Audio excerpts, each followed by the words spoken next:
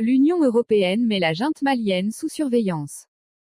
La Commission de l'Union européenne a refusé de débloquer une aide conséquente au pouvoir de transition au Mali, faute d'avoir obtenu toutes les garanties de transparence sur son usage. Dans le petit monde feutré des bailleurs des fonds, la décision de l'Union européenne de geler près de 38,5 millions d'euros d'aide au gouvernement malien de transition a été perçue comme un tournant, voire une révolution. Jusqu'ici l'UE, un des plus grands donateurs au Sahel, se contentait de verser des sommes importantes au gouvernement de la région sans exiger de vrais comptes.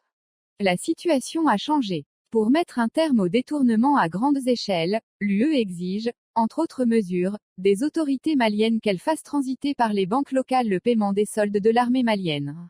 Derrière cette exigence, apparaît la volonté de Bruxelles d'avoir une traçabilité de l'usage de ces fonds pour payer les forces armées maliennes, FAMA, dont les effectifs et le niveau de rémunération selon le grade restent flous avec le système de solde actuellement en vigueur.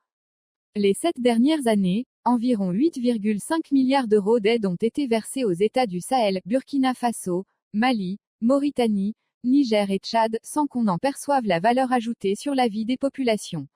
Le Mali illustre jusqu'à la caricature cette distorsion entre le volume de l'aide versée et les réalités sur le terrain. Selon une étude effectuée en 2018 par le Canada, près de 741 milliards de francs CFA, environ 1,13 milliard d'euros, accordés par les partenaires internationaux ont été détournés au Mali entre 2005 et 2017, soit environ 35% du volume total de l'aide apportée au pays. Agenda électoral incertain. En posant des conditions pour le déblocage des crédits gelés, l'Union européenne entend également faire pression sur les autorités maliennes pour qu'elles respectent le calendrier de transition. Il y a de plus en plus de doutes sur la capacité du pouvoir malien à tenir dans de bonnes conditions et en si peu de temps les différentes échéances électorales programmées. Annoncé en avril dernier, l'agenda électoral commence par des élections régionales et locales en décembre 2021 précédées par le référendum constitutionnel le 31 octobre 2021.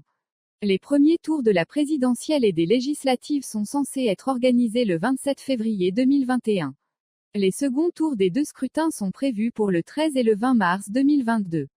La tenue de ces différents scrutins en si peu de temps alimente le scepticisme sur la capacité des autorités maliennes à relever les défis logistiques et organisationnels qui se posent. Il s'y ajoute la dégradation de la situation sécuritaire dans le pays.